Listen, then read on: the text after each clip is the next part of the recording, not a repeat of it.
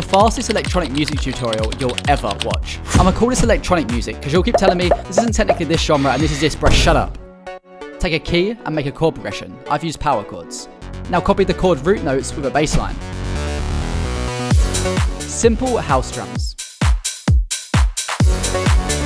And a super annoying vocal.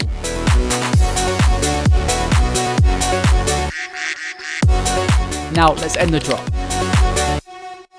Add the same chords with a softer bass line instead. And guess what?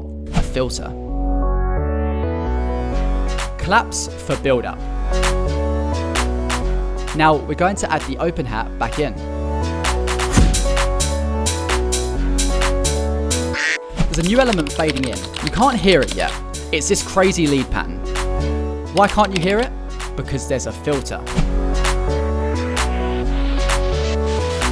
Now let's add a stutter.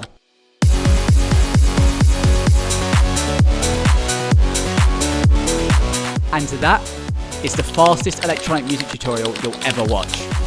Or is it? Yeah, it probably is. But check the other videos out on my page. I have loads just like this.